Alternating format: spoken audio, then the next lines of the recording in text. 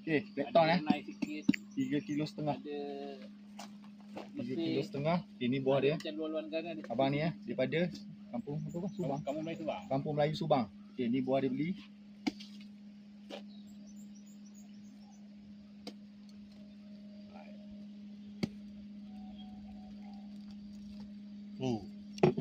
Buah besar sangat. Oh, terbaik. Penuh satu tapu ya.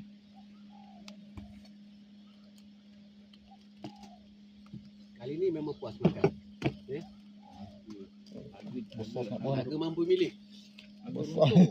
Ni Allah nak bagi rezeki kat orang yang biasa tu. Tak muat ni satu tapuai ni.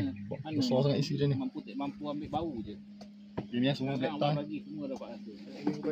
Kali ni buah murah kan.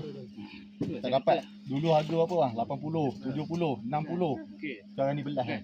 Jadi orang yang macam rendah tu dapat ambil bau. Dapat ambil bau lah. Yang ni dapat rasa. Tapi kali ni Allah SWT sayang. Ha, Bagilah semua rasa. bagi semua rasa. Tapi peniaga lah rasa macam tergugat sikit. Ha. Mungkin sementara lah. Peniaga tak pekebun. Berkebun. Kesian lah. Tak apa, ada rezeki tu. Ha. Jangan Tapi tak apalah, kita rasa bersyukur orang yang tak dapat rasa pun dapat ah rasa. dapat rasa kali ni. Kita rasa macam tu lah. Kita rasa bersyukur kat sana lah. Tak apalah, ramai dapat rasa. Ya. Sama saiz kan? Yang turun Okey. my bank